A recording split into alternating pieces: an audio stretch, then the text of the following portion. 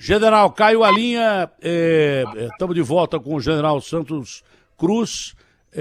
O que tem de barbaridade nesse país, começando de prefeitura, você imagina, a prefeitura de São Paulo é o terceiro maior orçamento do país, é o fim do mundo, essa bandalheira, esses vagabundos, esses ladrões que se aproveitam do povo, tem tudo quanto é lugar de governo, não pode, esse país é um balde cheio de furo, é um gigante, é o país mais poderoso do agronegócio, é o país que tem minério, tem todo tipo de riqueza, tem o pré-sal na nossa Amazônia Azul, tem tudo aqui.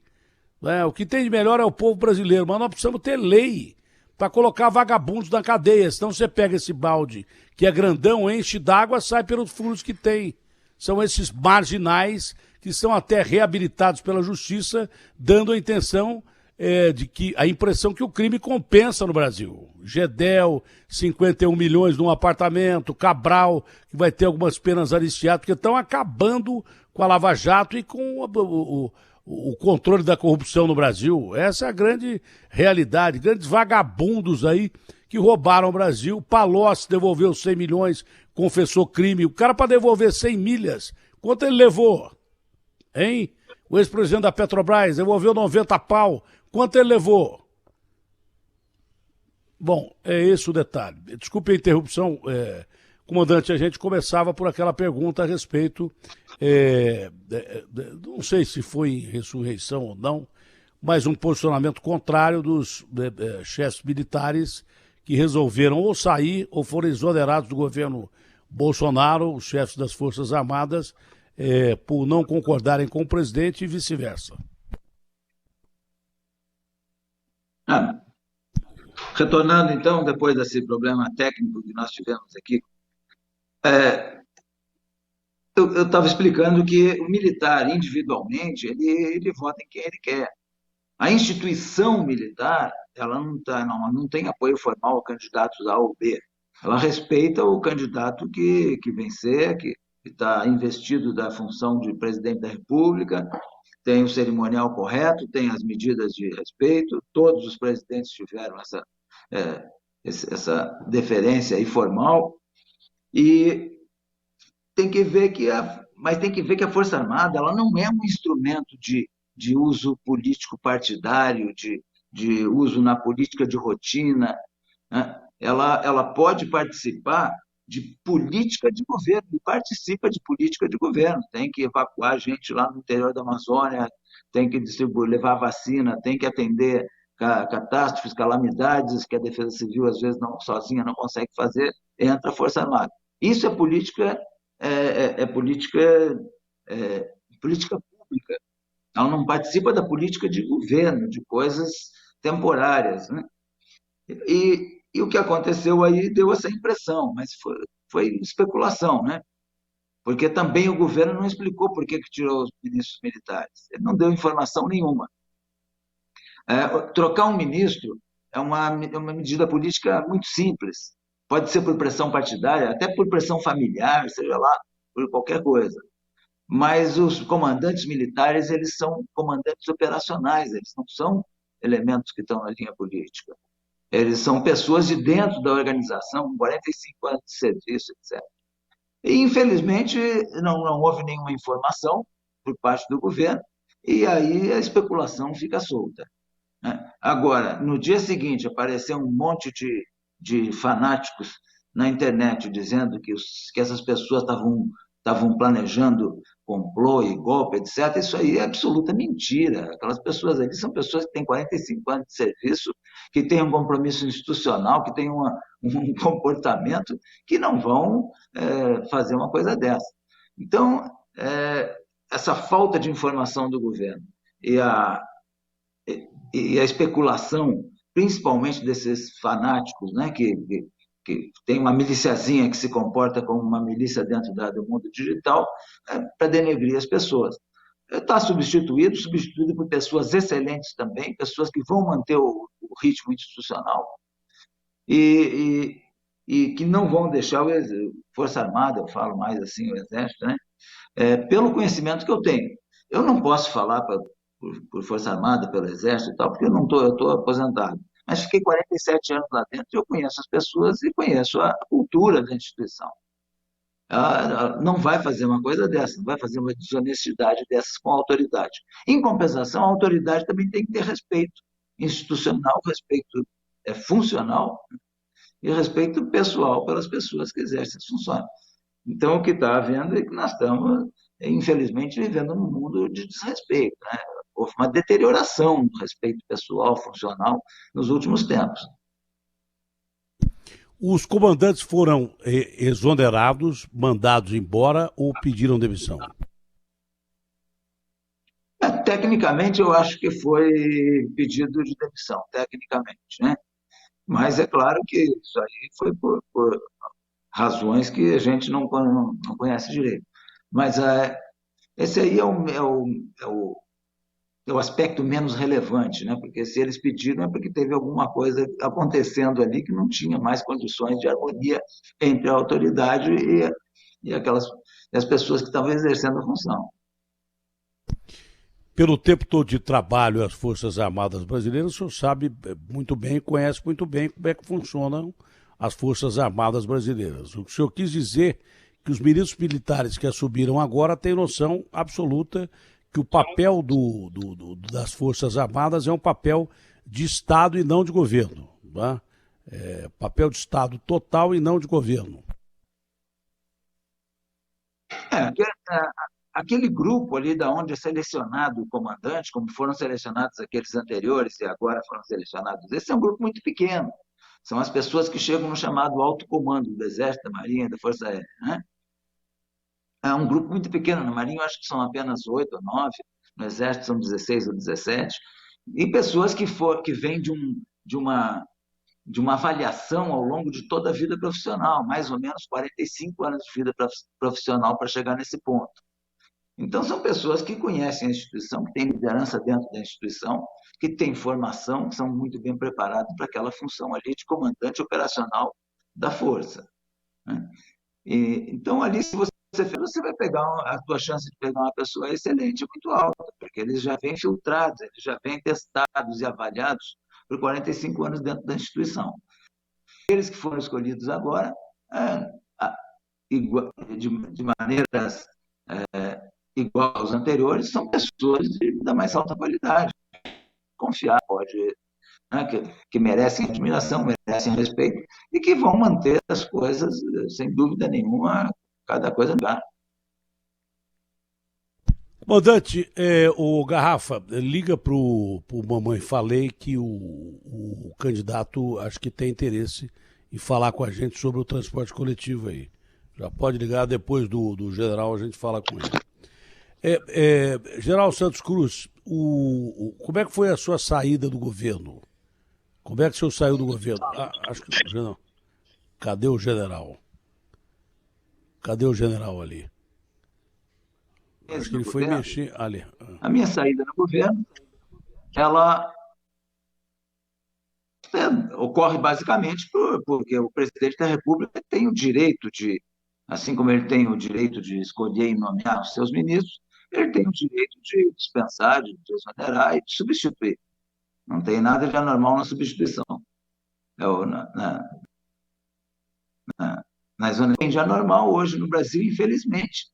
É a conduta, é o procedimento, é a, é a maneira como fazem as coisas, tudo tem que ser através de uma crise, né? Até para coisa bem simples como você um ministro, fazer uma mexida ministerial, você tem que gerar uma crise, aí tem que se meter um monte de fanáticos na internet, e aquela criticada, as discussões têm que ser públicas. Então, isso aí está sendo uma perturbação social. Você não pode, a cada ministro que sai, você dá por exemplo, não vou usar o meu caso, vou usar o caso. No meu caso, teve até crime, né, de falsificações. Vou ver o da saúde, que saiu hoje, Mandetta.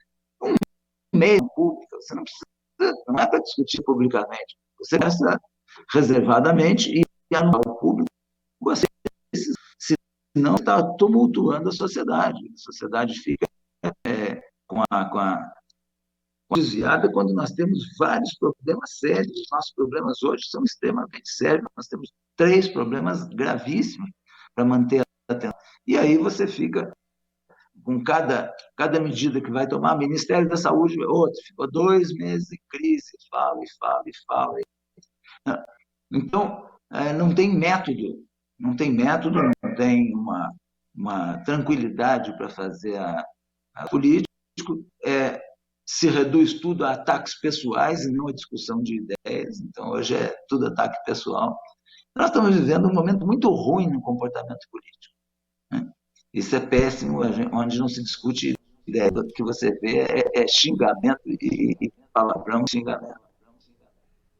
No pior momento da pandemia, onde o Brasil vira o epicentro da doença, que a gente devia ter equilíbrio para juntar forças e tentar combater a doença e a fome, os dois ao mesmo tempo.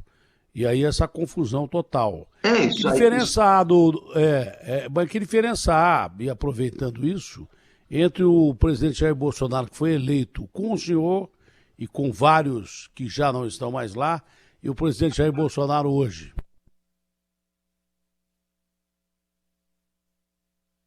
Olha, eu acho que quando o presidente viu, a expectativa era muito grande de ter uma nova política, né? De ter uma nova maneira de fazer política, uma nova maneira de se conduzir, de transparência, de combate à corrupção, etc., de várias coisas. É uma expectativa normal quando troca de governo. Mas as coisas elas foram se deteriorando, na minha visão, elas deteriorando com a intuição de um pequeno grupo extremista e a quem o presidente dá crédito. Não pode governar só para o pequeno grupo de extremistas. Você tem que governar para a nação toda, você tem que governar para todos, até para aqueles que perderam você tem que governar. É normal. Perdeu a eleição, mas você é o governante de todos. Então, essa postura que tem que ser adotada. Essa postura não foi adotada. E aí esse pequeno grupo começou a ter grandes influências. E isso aí vem se deteriorando. A gente vê que cada vez vem essa deterioração. O aconselhamento, a pressão sobre o presidente é para o radicalismo, não é uma pressão para fazer as coisas de maneira equilibrada, para fazer as coisas de maneira harmoniosa. Você vê na pandemia, por exemplo, quando era um momento de união, de o capitão do time dizer, olha, está comigo a bola, vamos todo mundo se unir para vencer essa fase, foi o contrário. Começou a pandemia e começou a desunião, a acusação contra governadores, prefeitos, etc. Então, a desunião, ela está trazendo um mal muito grande para o Brasil. Essa aliança do presidente da República com o chamado Blocão é o que há de pior no Centrão, né? Com gente suspeita, gente que já participou daquela chamada velha política, vem no momento ruim, no seu ponto de vista? Sem dúvida. Em primeiro lugar, houve uma postura lá atrás aonde foi criminalizada a política e esse grupo. Então, o próprio presidente, os partidários dele, criminalizaram esse grupo. Não devia ter criminalizado. Devia ter estabelecido quais os parâmetros de negociação. Isso é falta de capacidade de estabelecer os parâmetros de negociação política. Bom, mas criminalizou. Posteriormente, então, vai fazer aliança. Vai fazer uma aliança em nome da governabilidade. Governabilidade não pode ser justificativa para tolerância de irregularidade. Governabilidade não pode ser tolerância para desmontar, por exemplo, o combate à corrupção, não pode ser justificativa, por exemplo, para você distribuir dinheiro à vontade em emendas parlamentares. Nós estamos gastando bilhões em emendas parlamentares. Esse dinheiro aumenta a nossa dívida, porque esse dinheiro tem que sair de algum lugar, nem que seja de empréstimo, tem que sair. Então, você não pode ter, em nome da governabilidade, esse tipo de procedimento. porque é imoral. Né? Outra coisa é que é um momento onde, em nome da governabilidade, você também não fazer certas coisas. Você tem que dar exemplo nessa hora. Para dar um exemplo, não se fez nada. Não se reduziram verbas de gabinete, o fundo partidário continuou o mesmo. Tivemos o perdão, por exemplo, aí de quase 2 bilhões para a dívida de igrejas. Isso é momento de dar perdão, de dar a verba indenizatória da Câmara dos Deputados. Nós tivemos aí, há um ano atrás, um ano e meio atrás, deputado que gastou 157 mil de tratamento dentário. E, pô, eu não sei quem é que fez a perícia, né? Mas né, são coisas assim que você não pode ter uma aristocracia dissociada, aristocracia com dinheiro público dissociada da realidade. Então, é um momento muito ruim para todo esse tipo de aliança, esse tipo de procedimento. Porque o nosso foco agora são 3 coisas só. Né? São 3 coisas urgentíssimas e mais algumas que são permanentes, que têm que ser permanentes. Então, infelizmente, essa aliança aí, ela vem dar sustentação política, mas a um preço que não é aceitável em nome da governabilidade. Você tem que negociar política pública e não dinheiro e cargo. Negociar política pública é válido, não é crime. Agora, negociar dinheiro e cargo, isso aí é imoral. Foi nomeado agora um novo delegado da Polícia Federal, que era um detrator, claro, da Lava Jato. Isso indica que esses caminhos levam realmente para que o combate à corrupção seja arrefecido também na investigação, no nascedouro que é a investigação, porque o papel da Polícia Federal é fundamental, né? É parte da investigação da Polícia Federal para que haja um inquérito, um processo e aí que se caminhe pelas leis que nós temos no Brasil. Significa que há mudança de filosofia das investigações e gente que era alvo da Lava Jato pode deixar de ser? Olha, a ação da Polícia Federal, no Ministério da Justiça, essas substituições aí, elas têm que seguir a lei. A Operação Lava Jato, ela foi uma graça no Brasil. Num país de desigualdades, num país de privilégios, investigar e condenar uma centena de pessoas poderosas, ricas e poderosas na política, nos negócios, é uma coisa que envolveu um trabalho muito grande, um risco até para as pessoas e pessoas que trabalharam nisso. Infelizmente, ela não vem sendo prestigiada, pelo contrário, né? Ela tem havido uma sensação de desmonte da Operação Lava Jato. Bom, não acredito que essas autoridades especificamente vão se dedicar a isso, não é possível. Né? Eles têm uma função para cumprir. Agora, tem que manter essa corrupção. Tem que ser permanente. No Brasil, é fundamental que isso seja permanente. Né? Sem combater a corrupção, a desigualdade social e sem o trabalho de eliminação dos privilégios, é possível de se pensar num país mais justo. E a Lava Jato ela foi um símbolo. Outras operações precisam continuar. E não é só a Polícia Federal. Melhorar os órgãos policiais específicos, os órgãos de fiscalização, como a Receita Federal, como as receitas estaduais, como a polícia especializada em lavagem de dinheiro. Tem que haver um trabalho de aperfeiçoamento das instituições de combate à corrupção, e esse trabalho não está sendo nítido, não está sendo claro. E isso era a grande esperança em plataforma de campanha política. Então, eu espero que as pessoas aí elas não vão fazer nada contra. Nós temos uma obrigação a cumprir para a sociedade brasileira, de acordo com a lei. Eu vou dizer ao Mamone, que é um gênio aí da técnica, que quando o som estiver ruim, assim, do jeito que tá, o Mamone, rádio é som, a imagem é um complemento. Você me avisa que eu faço por telefone. O telefone foi inventado há tanto tempo, o som tá ruim. Eu já vou com. Agora já é o fim da entrevista, eu vou concluir com o general, porque dizem, general, que o senhor pode ser candidato, ou a governo, ou até a presidência da República. O senhor tem interesse em ser candidato ou não, general? Se o senhor estiver me ouvindo aí.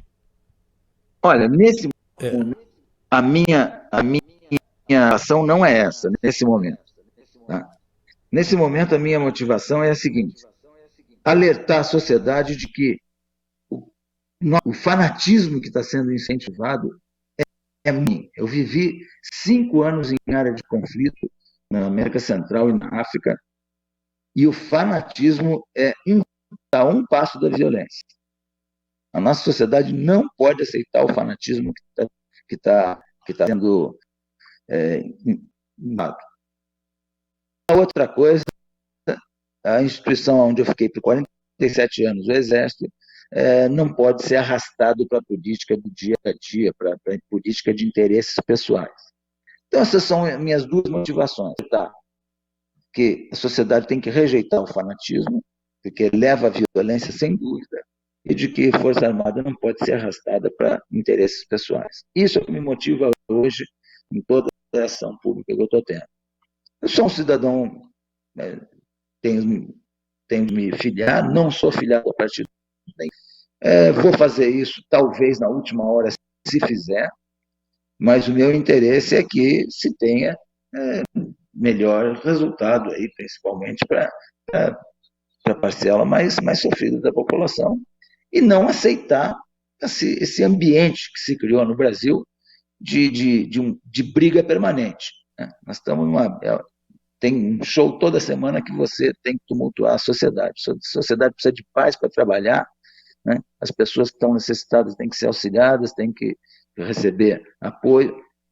Essa é a minha motivação nesse momento. A minha característica pessoal, eu não gosto muito de me filiar, isso aí não me atrai, não está à cabeça. E se eu decidir concorrer a alguma coisa, eu vou concorrer e respeitar, se quiserem ou não quiserem me aceitar. Né? Se você tem que respeitar essas escolhas. Mas nesse momento eu não tenho definição. general, um abraço grande ao senhor. É o senhor que prestou vários serviços ao país, em missões internacionais, inclusive da ONU. Tem uma carreira militar brilhante. Foi um prazer falar com o senhor e tenha um bom dia, saúde acima de tudo, comandante. Tá bem, muito obrigado aí pelo convite, tá? Bom dia aí, tudo de bom, saúde, né? E proteção para você e todo o público. Muito obrigado. Obrigado, comandante. Abraço grande.